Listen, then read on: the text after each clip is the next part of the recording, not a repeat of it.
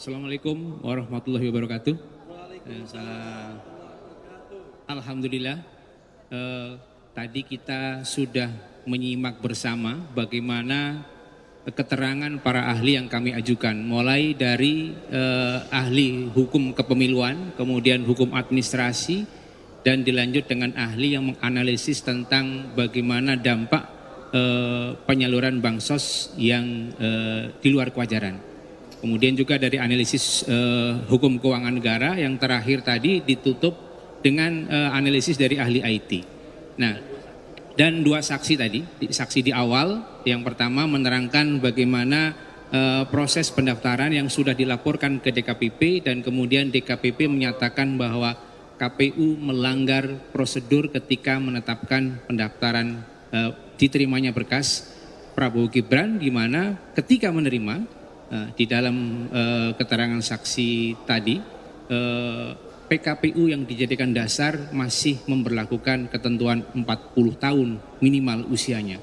Sedangkan putusan Mahkamah Konstitusi itu bentuknya adalah vonis yang harus ditindaklanjuti dengan regeling atau pembentukan peraturan pelaksanaan dari undang-undang pemilu. Itu tadi terkonfirmasi bahwa ada pelanggaran, kemudian ahli hukum administrasi menyatakan pelanggaran di mana SK itu adalah cacat. Cacat selamanya cacat, tidak bisa kemudian belakangan dilakukan pembenaran hanya karena pasangan calon mengikuti tahapan berikutnya. Nah, karena itu disinilah letak kami untuk mengajukan permohonan pembatalan itu. Ketika ini tadi terbukti secara terang benderang, bahkan di dalam SK KPU mengenai penetapan pasangan calon, putusan MK tidak dijadikan salah satu dasar mengingat. Itu menunjukkan bahwa ada cacat yuridis yang harus diluruskan oleh Mahkamah Konstitusi. Nah, selanjutnya ada beberapa hal yang ingin disampaikan juga oleh rekan kuasa hukum yang lain. Ada Mas Bambang Wijoyanto, ada Bang Refli, dan ada Bang Ahmad Yani secara bergantian. Silakan. Ya. Ya. Nanti Mas Bambang ya. Assalamualaikum warahmatullahi wabarakatuh. Jadi kawan-kawan semua, kami hari ini sangat bahagia, sangat senang karena paling tidak bukti bahwa pemilu ini curang itu makin terlihat, makin kentara, ya. Kecurangannya bermacam-macam, mulai dari pencalonan Gibran, mulai dari soal bansos, soal IT dan lain sebagainya. Dan sesungguhnya tidak ada bantahan yang signifikan. Bahkan tadi Prof. Yusril menanyakan sesuatu yang saya sampai surprise, kok Yusril bisa tanya begitu. Gimana kalau seandainya dilanjutkan masa jabatannya, bagaimana dengan Anies dan bagaimana dengan Ganjar? Kok sederhana sekali pertanyaannya. Iya, kalau seandainya Anies dan Ganjar masih menjadi kepala daerah dan mau mencalonkan, ya tinggal mundur, ya kan? Sesederhana itu. Nah, mudah-mudahan pemilu tetap ditegakkan konstitusionalitasnya, dan MK sekali lagi tidak hanya berkutat pada angka-angka. Kenapa? Karena dari awal kami mengatakan tidak mungkin kami mempermasalahkan angka yang didapat dari hasil kecurangan, ya. Kalau kita mempermasalahkan angka yang didapat dari hasil kecurangan, itu sama saja kita mengakui kecurangan itu sendiri. Karena itu kita bergerak pada hal yang jauh lebih substantif. Apa itu? Yaitu pemilu ini curang, pemilu ini melanggar konstitusi, bahkan mengkhianati konstitusi dan melanggar prinsip langsung, umum, bebas, rahasia, jujur dan adil. Terutama kata bebas, jujur dan adil. Dan sampai hari ini yang didalilkan oleh 01 itu belum bisa dibantah, ya. Paling tidak di antara teman-teman ini saya yakin tidak ada yang menyanggah bahwa pemilu ini curang. Kecuali ada yang menyanggah, silakan saja. Tetapi saya dan kami semua yakin bahwa pemilu ini curang dan sampai pada tahap melanggar konstitusi. Itu saja. Silakan Mas Bambang. Apa kabar teman-teman? Masih pada puasa ya? Alhamdulillah sama. Baik, saya mau menyampaikan beberapa hal. Permohonan kami itu mendalilkan 11 dalil. Ahli dan saksi, dua saksi yang tadi hadir, alhamdulillah sudah melunasi dan menggenapi 11 dalil itu. Itu bagian yang pertama. Bagian yang kedua, baru kali ini sebuah permohonan mendatangkan ahli, dan ahli itu adalah ahli yang sangat saintifik. Karena dia mengkonfirmasi perhitungan-perhitungan ekonomi politik untuk masuk dalam perdebatan dan diskurs dalam peradilan ini. Ever sebelumnya. 3 orang saksi yang latar belakangnya ekonomi itu mengkonfirmasi itu semua. Saya masuk dengan Mas Afi ya. Fit Adrison. Fit Adrison menjelaskan bahwa bantuan-bantuan sosial yang dilakukan oleh petahana itu mempunyai pengaruh dalam peningkatan suara. Dan ini ada studinya. Dan beliau melakukan studi khusus untuk ini.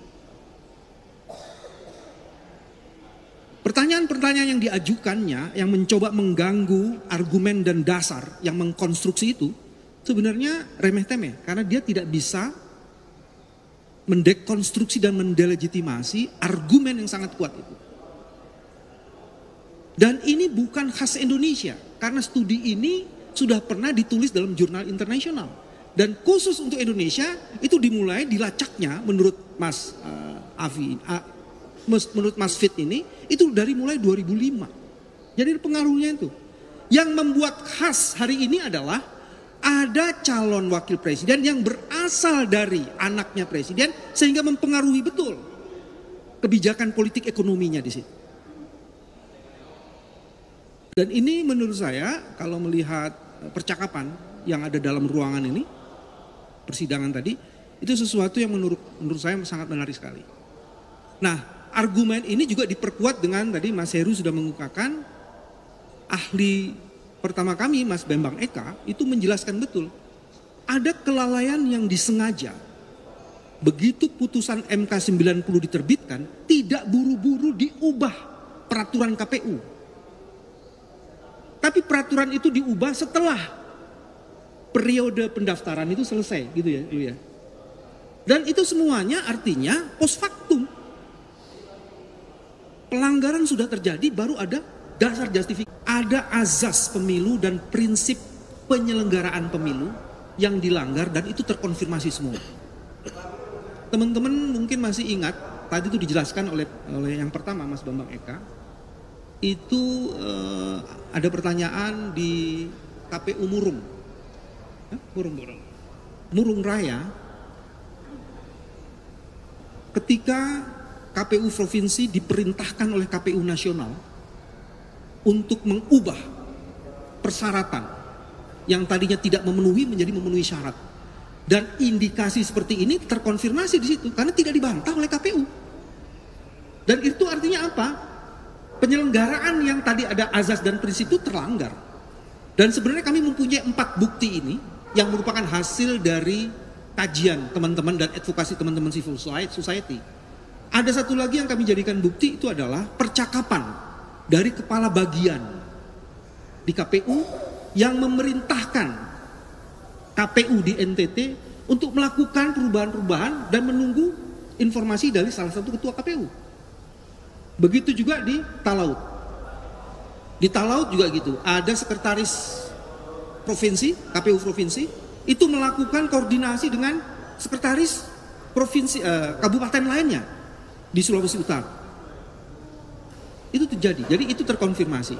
Jadi yang ketiga sebenarnya yang tadi ingin dikatakan, prinsip-prinsip penyelenggaraan pemilu dan azas pemilu dilanggar itu terkonfirmasi. Nah yang keempat yang juga sangat menarik, kami menghadirkan mantan Direktur Jenderal Otonomi Daerah. Beliau mengatakan ada putusan Mahkamah Konstitusi nomor 15 tahun 2022. Dalam putusan Mahkamah Konstitusi itu dikatakan, jika ingin melakukan penunjukan pejabat-pejabat, maka itu harus dilakukan dalam bentuk peraturan pemerintah. Dan yang menarik juga sudah diberitahukan kepada Presiden, kalau proses penunjukan pejabat itu dilakukan tidak tersentralisasi atau harusnya terdesentralisasi, tapi yang terjadi tersentralisasi. Dan akhirnya koordinasi antara presiden dan kepala daerah itu terjadi. Dan ada kemudian yang disebut dengan budaya di ASN itu, pejabat-pejabat yang ditunjuknya itu akan ikut dan loyal pada. Dan itu sebabnya ada garis antara presiden, menteri, penjabat daerah sampai kepala desa, itu garisnya itu jadi satu tuh. Garis komandonya terjadi. Nah dari situ kemudian bagian kelima saya ingin menyimpulkan ada 3 hal. Bansos adalah alat yang mendongkrak perolehan suara karena orang-orang miskin ini dipakai dan dieksploitasi. Dan itu menggunakan teori yang tadi digunakan oleh Mas Fit.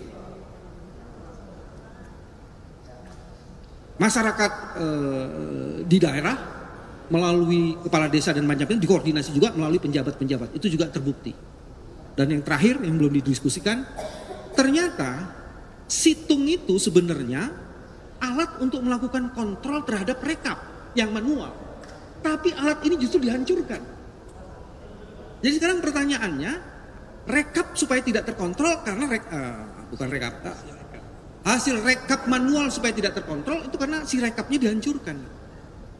Dan teman-teman tadi ada satu pertanyaan menarik, jawaban yang menarik. Apa yang bisa dijadikan dasar bahwa C1 yang diperiksa dan dijadikan dasar rekapitulasi manual itu masih C1 yang bisa dipertanggungjawabkan, masih C hasil yang bisa dipertanggungjawabkan. Ternyata metadatanya itu tidak bisa dilihat. Kalau saya foto teman-teman, saya akan bisa lihat metadatanya, ini berasal dari HP saya pada jam sekian dan di lokasi mana.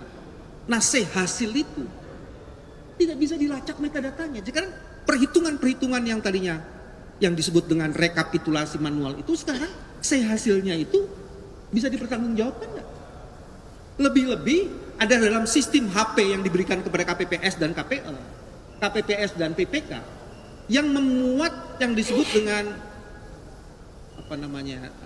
apps mobile apps itu ternyata udah diubah sehingga kemudian orang bisa masuk ke situ tidak hanya melalui satu device. Dan semuanya itu sebenarnya ingin menjelaskan kecurangan. Kecurangan itu begitu sempurna, paripurna.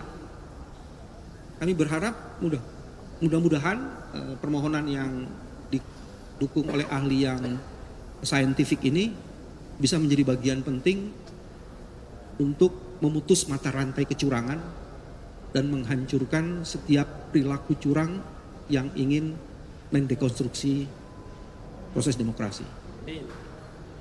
Terima kasih. Assalamualaikum warahmatullahi wabarakatuh. Saya ingin melengkapi saja ada 2 hal tadi yang belum sempat terkonfirmasi. Apa yang dikemukakan oleh Mas Bambang dalam rangka tadi menindaklanjuti keputusan Mahkamah Konstitusi yang seharusnya dalam produk undang-undang setelah undang-undang itu PP itu hierarkinya itu, tapi pemerintah menggunakan produknya Permendagri.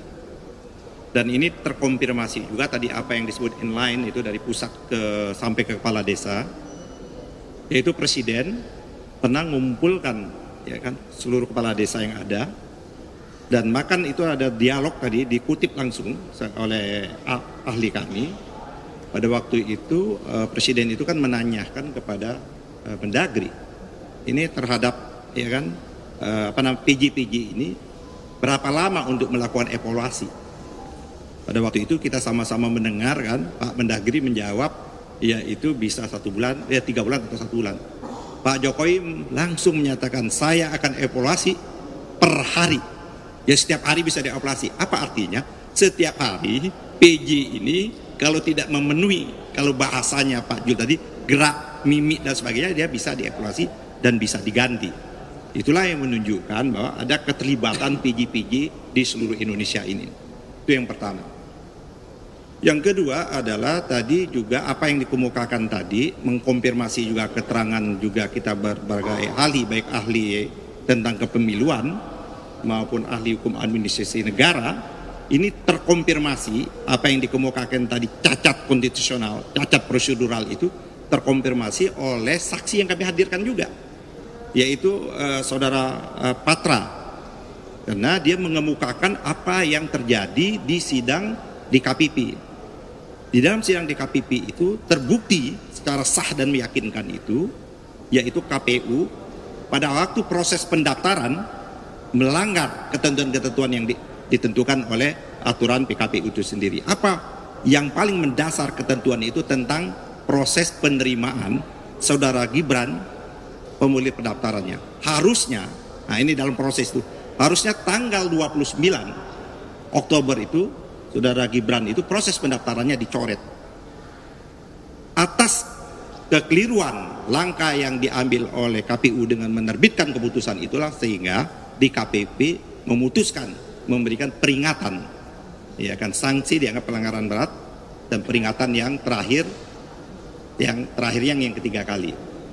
Jadi itu yang kawan-kawan, apa yang kita bangun argumentasi kita dalam gugatan terkonfirmasi dengan tadi baik ahli maupun saksi-saksi yang sempat ada itu terkonfirmasi.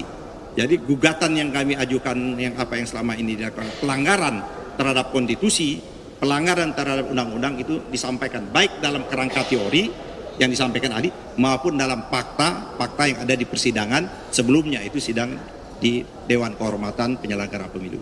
Saya kira itu yang sama saya. Ya, terakhir menutup keterangan dari para kuasa hukum pemohon, tadi ada satu hal ya yang sangat mendasar mengenai pembuktian surat keputusan KPU di P17, di mana setelah dicermati ya pada bagian mengingat nih,